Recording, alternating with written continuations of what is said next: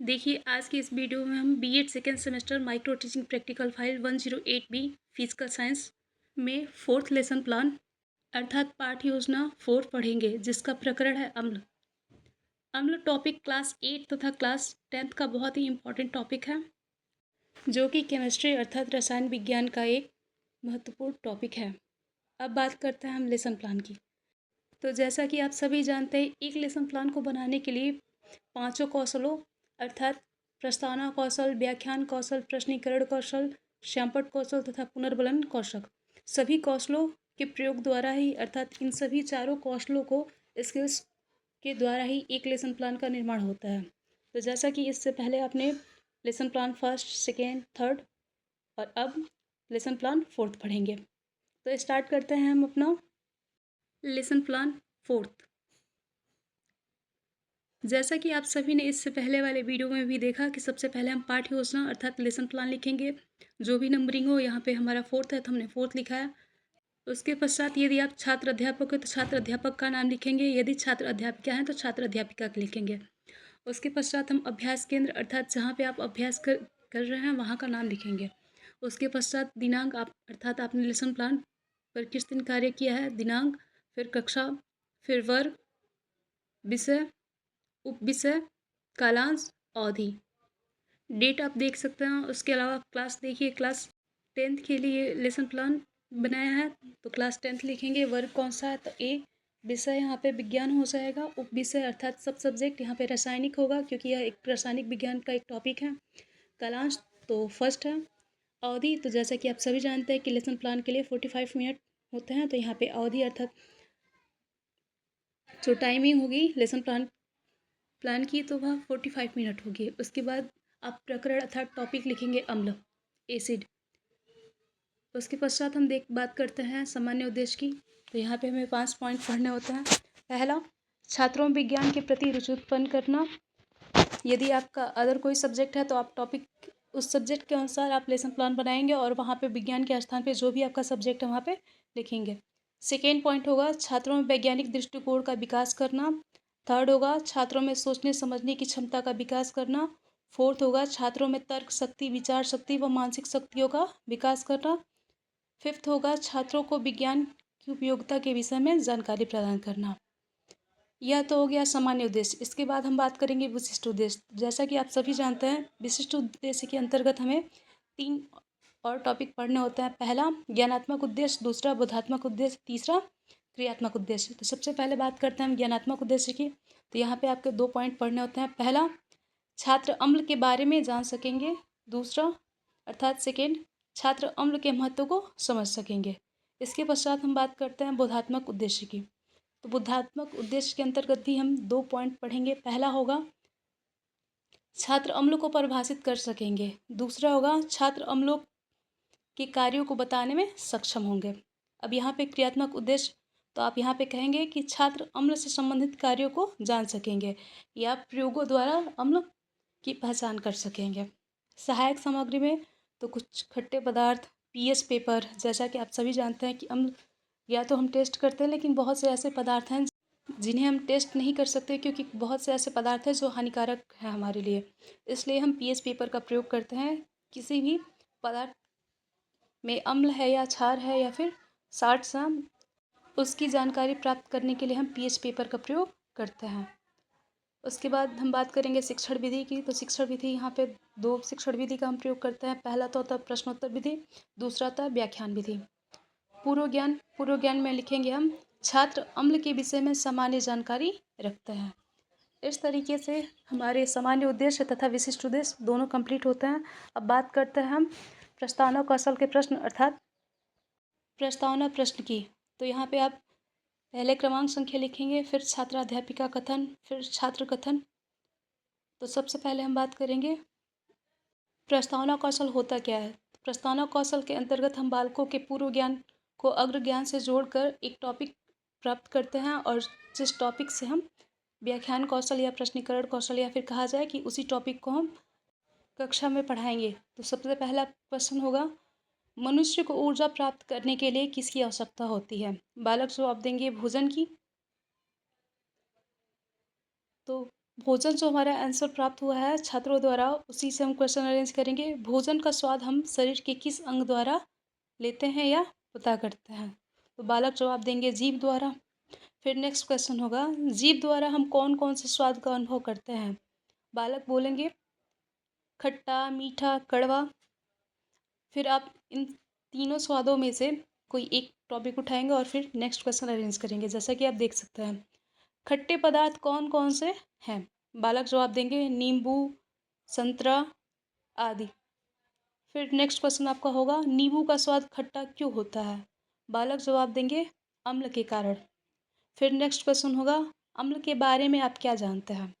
बालक यहाँ पे मौन हो जाएंगे क्योंकि क्लास 10th में बालकों को अभी अम्ल के बारे में बहुत अधिक पता नहीं होता है, बहुत अधिक जानकारी नहीं होती है, तो यह प्रश्न उनके लिए समस्यात्मक होगा।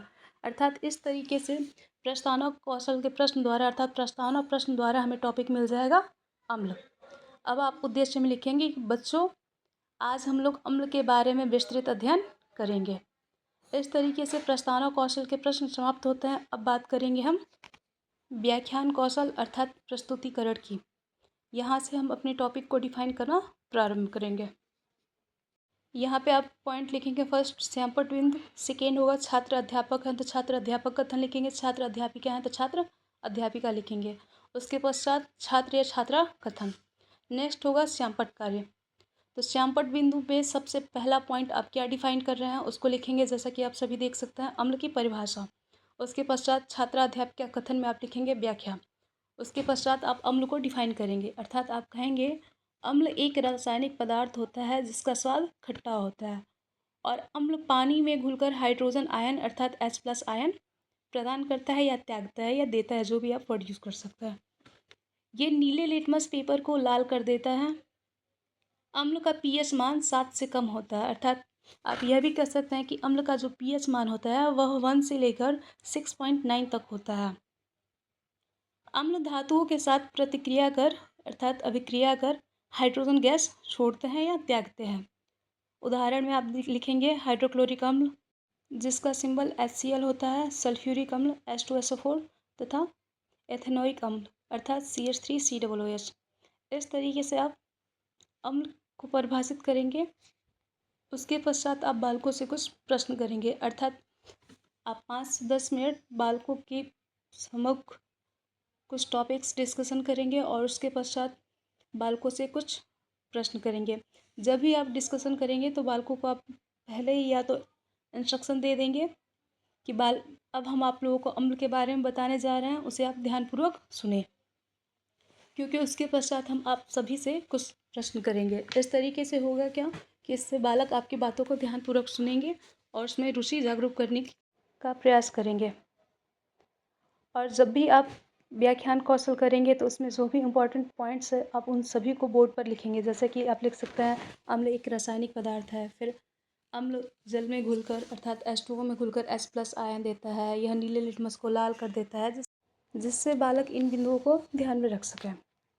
इसके पश्चात बात करते हैं हम बालकों से 5 से 10 मिनट डिस्कशन अर्थात अम्ल को डिफाइन करने के बाद आप उनसे कुछ प्रश्न पूछेंगे, जो कि प्रश्न इस प्रकार हैं। बालकों से फर्स्ट क्वेश्चन पूछेंगे आप, अम्ल क्या है? बालक जवाब देंगे एक रासायनिक पदार्थ। सेकेंड क्वेश्चन होगा, अम्ल का स्वाद कैसा होता है? बालक बोलेंगे खट्टा। फिर नेक्स्ट होगा, अम्ल पानी में घुलकर क्या त्यागता है? बालक जवाब देंगे H+ आयन। फिर नेक्स्ट क्वेश्चन होगा, अम्ल का नीले लिटमस पर क्या प्रभाव पड़ता है? बालक जवाब देंगे नीले लिटमस को लाल कर देता है। फिर नेक्स्ट क्वेश्चन होगा, अम्ल का pH मान कितना होता है? बालक जवाब देंगे 7 से कम। फिर बालक यह भी कह सकते हैं, क्योंकि आप एक्सप्लेनेशन में आपने बताया था कि 1 से लेकर 6.9, तो यहाँ पे बालक 7 के अलावा कुछ बालक 1 से 6.9 भी उत्तर दे सकते हैं। नेक्स्ट क्वेश्चन होगा, अम्ल के कुछ उदाहरण बताइए। बालक जवाब देंगे हाइड्रोक्लोरिक अम्ल, सल्फ्यूरिक अम्ल, नींबू, संतरा, आंवला, ये सारे जवाब बालक दे सकते हैं। इस तरीके से हमारे बोध प्रश्न कंप्लीट होते हैं। जब भी आप बालकों से आंसर प्राप्त करें या आपको लग रहा है कि बालक उत्तर देने में असक्षम है, तो आप उन सभी प्रश्नों के उत्तर स्वयं दें और बालकों को प्रेरित करके, ताकि वह नेक्स्ट पॉइंट को आप नेक्स्ट आपके पॉइंट को समझे और उसे विस्तारपूर्वक बताने में सक्षम हो। नेक्स्ट पॉइंट होगा सेकेंड, अम्ल के प्रकार। आप यहाँ पे व्याख्या करेंगे कि अम्ल कितने प्रकार का होता है और क्या होता है, उनके बारे में 5 से 10 मिनट डिफ़ाइन करेंगे। जैसा कि आपने फर्स्ट पॉइंट देखा, उसी तरह दूसरा पॉइंट भी, सेकेंड पॉइंट भी डिफ़ाइन करेंगे, अर्थात एक्सप्लेन करेंगे और उसके पश्चात उनसे प्रश्न पूछेंगे। जब तक आप व्याख्या करेंगे, अर्थात जब तक आप किसी पॉइंट को डिफ़ाइन करेंगे या एक्सप्लेन करेंगे, तब तक बालक आपकी बातों को ध्यानपूर्वक सुनेंगे और इसमें जो भी टफ वर्ड हो देंगे या फिर कह सकते हैं कि इंपॉर्टेंट पॉइंट्स होंगे, उससे आप बोर्ड पर लिखेंगे। अर्थात व्याख्यान कौशल के साथ साथ आप श्यामपट्ट कार्य भी करेंगे। तो स्टार्ट करते हैं हम अम्ल के प्रकार। तो आप कहेंगे अम्ल मुख्य रूप से शक्ति के आधार पर 2 भागों में या 2 प्रकार के होते हैं। पहला होगा प्रबल अर्थात स्ट्रॉन्ग एसिड, दूसरा होगा दुर्बल अम्ल अर्थात वीक एसिड। तो सबसे पहले आप इसमें हेडिंग देंगे प्रबल अम्ल। फिर प्रबल अम्ल को आप डिफाइन करेंगे, अर्थात वे अम्ल जो जल में पूर्ण रूप से आयनित होकर इलेक्ट्रॉन त्यागते हैं, प्रबल अम्ल कहलाता है। उदाहरण के लिए HCl, HNO3, H2SO4 अर्थात हाइड्रोक्लोरिक अम्ल, नाइट्रिक अम्ल और सल्फ्यूरिक अम्ल। जब भी आप व्याख्यान करेंगे या व्याख्या करेंगे तो शब्दों को स्पष्ट रूप से बालकों के सम्मुख कहेंगे और व्याख्यान कौशल के सभी घटकों का प्रयोग आप अपनी टीचिंग स्किल में करेंगे। अब बात करते हैं हम दुर्बल अम्ल अर्थात वीक एसिड्स की। तो आप दुर्बल अम्ल अर्थात वीक एसिड को डिफाइन करेंगे। वे अम्ल जो जल में पूर्ण रूप से आयनित नहीं होते तथा अपना इलेक्ट्रॉन पूर्ण रूप से नहीं त्यागते, दुर्बल अम्ल कहलाते हैं। फॉर एग्जाम्पल CH3COOH अर्थात एसिटिक अम्ल, HCOOH फार्मिक एसिड अर्थात फार्मिक अम्ल, H2CO3 कार्बोनिक अम्ल तथा C6H2O7 अर्थात साइट्रिक अम्ल के नाम से जानते हैं। इस तरह हम अम्ल के प्रकार को डिफाइन करेंगे। उसके पश्चात आप बालकों से कुछ बोध प्रश्न करेंगे। जैसा कि आप सभी देख सकते हैं, weak acid and strong acid के एग्जाम्पल जो भी हैं और इम्पोर्टेंट पॉइंट जो भी हैं, उसे आप श्यामपट्ट पर लिखेंगे अर्थात बोर्ड पर लिखेंगे, क्योंकि ये सभी बिंदुएं जो हैं वह बालकों के लिए नहीं है। कोई आवश्यक नहीं है कि सभी बालक इन सभी रासायनिक पदार्थों को जानते ही हों। इसलिए आप जब भी उदाहरण देंगे, एक्सप्लेन करेंगे, तो उन सभी इंपॉर्टेंट पॉइंट्स को आप बोर्ड पर लिखेंगे। अब कुछ बालकों से बोध प्रश्न पूछते हैं। फर्स्ट होगा अम्ल के कितने प्रकार होते हैं या अम्ल कितने प्रकार के होते हैं। बालक जवाब देंगे 2। नेक्स्ट क्वेश्चन होगा अम्ल के दोनों प्रकार बताइए, प्रबल दुर्बल। फिर नेक्स्ट क्वेश्चन होगा प्रबल अम्ल से आप क्या समझते हैं। बालक जवाब देंगे वे अम्ल जो पूर्ण रूप से आयनित होकर हाइड्रोजन आयन त्यागते हैं या पूर्ण रूप से आयनित हो जाते हैं, उन्हें हम प्रबल अम्ल कहेंगे। फिर नेक्स्ट क्वेश्चन होगा दुर्बल अम्ल को उदाहरण सहित समझाइए। तो बालक जवाब देंगे जो पूर्ण रूप से आयनित नहीं होते हैं, और इसमें जैसे कि अभी आपने उदाहरण देखा एसिटिक अम्ल, फार्मिक अम्ल, कार्बोनिक अम्ल और साइट्रिक अम्ल, कुछ उदाहरण के रूप में बालक आपको देंगे।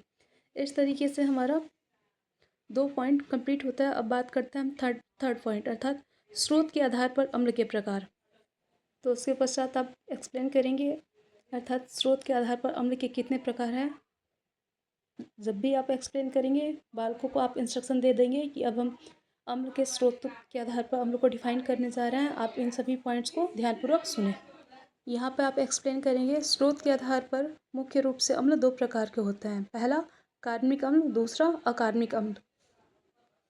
फर्स्ट आप डिफाइन करेंगे कार्बनिक अम्ल। कार्बनिक अम्ल में आप कहेंगे वे अम्ल जो प्राकृतिक रूप से प्राप्त हो उसे हम कार्बनिक अम्ल कहते हैं या प्राकृतिक अम्ल कहते हैं। उदाहरण के लिए नींबू, आंवला, संतरा, साइट्रिक अम्ल, लैक्टिक एसिड आदि। फिर दूसरा पॉइंट आप डिफाइन करेंगे अकार्बनिक अम्ल, अर्थात वे अम्ल जो खनिजों द्वारा निर्मित हो अर्थात प्रयोगशाला में जिनका निर्माण किया जाए, ऐसे अम्लों को हम अकार्बनिक अम्ल कहते हैं। उदाहरण के लिए हाइड्रोक्लोरिक अम्ल, सल्फ्यूरिक अम्ल। जैसा कि आप सभी जानते हैं, 5 से 10 मिनट डिफाइन करने के बाद किसी भी पॉइंट्स को आप बालकों से कुछ बोध प्रश्न करेंगे, जिससे बालक किसी भी पॉइंट से उबे ना या किसी भी विषय वस्तु को बोझ समझ कर ना पढ़े। वह सूक्ष्म शिक्षण पाठ योजना अर्थात माइक्रो टीचिंग का कार्य ही होता है कि बालकों में उत्सुकता द्वारा उत्सुकता उत्पन्न करना, जिससे वह अपनी विषय वस्तु में रुचि उत्पन्न हो और वह अपने विषय वस्तु को अच्छी तरीके से इंटरेस्ट के साथ पढ़े। अब बात करते हैं कुछ बोध प्रश्न की। तो फर्स्ट क्वेश्चन होगा, कार्बनिक अम्ल क्या है? बालक जवाब देंगे, जो प्राकृतिक रूप से प्राप्त हो। नेक्स्ट क्वेश्चन होगा, कार्बनिक अम्ल के कुछ उदाहरण दीजिए। बालक जवाब देंगे, नींबू, संतरा, आंवला। फिर नेक्स्ट क्वेश्चन होगा, अकार्बनिक अम्ल क्या होता है? तो बालक जवाब देंगे, जो कृत्रिम रूप से तैयार किया जाए, अर्थात जो प्रयोगशाला में तैयार किया जाए। फिर नेक्स्ट क्वेश्चन होगा, अकार्बनिक अम्ल क्या है? तो हाइड्रोक्लोरिक अम्ल, सल्फ्यूरिक अम्ल, फार्मिक अम्ल आदि इत्यादि जो भी आपने एक्सप्लेन किया, बालक उसको जवाब देंगे। देखिए, बालकों के उत्तरों द्वारा ही आपको पता चलता है, उनके आंसर देने के तरीके द्वारा या उनके आंसर देने की क्रिया द्वारा ही आपको पता चलता है कि आपका जो टीचिंग स्किल था वह कितना बेहतर था। यदि आप 2 घंटा, 1 घंटा, 45 मिनट आप जो भी समय उन पे दे रहे हैं, यदि बालक आपके प्रश्नों का उत्तर नहीं दे पा रहे हैं, अर्थात आपका टीचिंग स्किल बहुत बेहतरीन नहीं है। तो प्रयास कीजिए कि आप कुछ ही पॉइंट्स पढ़ाएं और उससे बालकों से प्रश्न कुछ पूछें, जिससे बालक उसमें रुचि उत्पन्न करे और उसमें इंटरेस्ट के साथ पढ़ सके। फोर्थ पॉइंट होगा, अम्ल का प्रयोग हम कहाँ करते हैं या किस लिए करते हैं? तो यहाँ पे आप एक्सप्लेन करेंगे, अम्ल का प्रयोग हम निम्न कार्यों के लिए करते हैं। फर्स्ट, भोजन के रूप में, अर्थात बेकरी संबंधित जितने आपके ब्रेड आते हैं, बिस्कुट आते हैं, इसके अलावा अदर जैसे केक वगैरह हो गया, उसमें प्रयोग किया था। फिर आप घरों में भोजन के रूप में जैसे छोला वगैरह बनाना हो, इन सब चीज़ों में आप अम्ल का प्रयोग करते हैं। स्वाद के लिए भी किया जाता है, जैसे कि नींबू का प्रयोग करते हैं। फिर नेक्स्ट को है सफाई के रूप में, तो हाइड्रोक्लोरिक अम्ल का प्रयोग हम सफाई के रूप में करते हैं। थर्ड होगा पाचन के रूप में, कई बार एसिडिटी के कारण आप इनो पीते हैं। उसके अलावा बेकिंग सोडा का प्रयोग करते हैं, जो घरेलू सोडा के नाम से भी जानते हैं, जिसे हम। फोर्थ होगा धातुओं की सफाई के लिए। फिर दवाइयों के रूप में, प्रयोगशाला में, उर्वरक के रूप में। इस तरीके से आप अम्ल के प्रयोग को डिफाइन करेंगे। उसके पश्चात बालकों से आप कुछ प्रश्न पूछेंगे, जो कि बोध प्रश्न होते हैं। बोध प्रश्न का तात्पर्य यह है कि बालकों ने आपकी विषय वस्तु को कितना ध्यानपूर्वक सुना है, या आपके पढ़ाने का टीचिंग स्किल कितना बेहतरीन था कि बालक उसका उत्तर कितना सही दे पा रहा है या नहीं दे पा रहा है। तो फर्स्ट क्वेश्चन होगा, अम्ल क्या है? तो बालक जवाब देंगे, अम्ल एक रासायनिक पदार्थ है। फिर अम्ल कितने प्रकार के होते हैं? बालक जवाब देंगे, 2 प्रकार के होते हैं। आप यहाँ पे नेक्स्ट क्वेश्चन और बना सकते हैं कि अम्ल के दोनों प्रकारों के नाम बताइए, दोनों को उदाहरण सहित समझाइए। फिर नेक्स्ट क्वेश्चन होगा, प्राकृतिक अम्ल व कृत्रिम अम्ल को समझाइए। तो बालक यहाँ पे बताएंगे कि जो प्राकृतिक रूप से पाया जाए उसे हम प्राकृतिक अम्ल कहते हैं, जैसे आंवला, संतरा, साइट्रिक अम्ल, नींबू, इन सब का नाम लेंगे। और कृत्रिम अम्ल में आपके हाइड्रोक्लोरिक अम्ल, सल्फ्यूरिक अम्ल, फार्मिक अम्ल, कार्बोनिक अम्ल, साइट्रिक अम्ल आदि अम्लों का नाम लेंगे। इस तरह से अम्ल टॉपिक से जितने भी पॉइंट्स थे वह सभी के सभी कवर हो चुके हैं, जो कि आपको 45 मिनट में जितना कार्य करना था इतना पूर्ण हो जाएगा। इसके पश्चात बात करते हैं हम लेसन प्लान के सबसे लास्ट पेज, अर्थात निरीक्षण तालिका की। तो निरीक्षण तालिका में आप फाइल में तो लिखेंगे कि छात्र अध्यापिका या छात्र अध्यापक छात्र से श्यामपट्ट कार्य को अपनी पुस्तिका में लिखने को कहेंगी और स्वयं कक्षा में घूम घूम कर निरीक्षण करेंगी। यह आपके माइक्रो टीचिंग के फाइल में होगा। लेकिन जब आपको स्कूल मिल जाएगा जिसमें आपको माइक्रो टीचिंग कराना होगा, तो उस बीच आप स्वयं यह कार्य करेंगी। फिर उसके पश्चात नेक्स्ट पॉइंट होगा पुनरावृत्ति प्रश्न, अर्थात पुनरावृत्ति प्रश्न में आप टोटल पॉइंट्स को कवर करके क्वेश्चन अरेंज करेंगे। जैसे पहला होगा, अम्ल क्या है? उदाहरण सहित समझाइए। नेक्स्ट क्वेश्चन होगा, अम्ल के प्रकारों को उदाहरण व परिभाषा सहित समझाइए। थर्ड क्वेश्चन होगा, प्रबल अम्ल से आप क्या समझते हैं, बताइए। फोर्थ होगा, अम्ल के प्रयोगों को उदाहरण सहित समझाइए। इस तरह से पुनरावृत्ति प्रश्न समाप्त होते हैं। अब बात करते हैं गृह कार्य। तो आप बालकों को कुछ गृह कार्य देंगे, जो भी आप टॉपिक एक्सप्लेन किए रहेंगे। तो फर्स्ट क्वेश्चन होगा उनके लिए, जो कि एज अ होमवर्क उनके लिए होगा। तो फर्स्ट क्वेश्चन होगा, अम्ल क्या है? अम्ल के कुछ उदाहरण दीजिए। सेकेंड क्वेश्चन होगा, अम्ल के प्रकार को समझाइए। थर्ड, प्रबल व दुर्बल अम्ल से आप क्या समझते हैं। फोर्थ, अम्ल का प्रयोग हम कहाँ करते हैं। और उसके पश्चात आलोचना और हस्ताक्षर पर्यवेक्षण। आलोचना में आपकी जो भी कमी है वह आपके जो निरीक्षक टीचर होंगे, निरीक्षक टीचर होंगे वह करेंगे और उसके पश्चात यहाँ पे हस्ताक्षर पर्यवेक्षण में हस्ताक्षर करेंगे। आई होप आप सभी लोगों को यह वीडियो अच्छे से समझ में आया हो।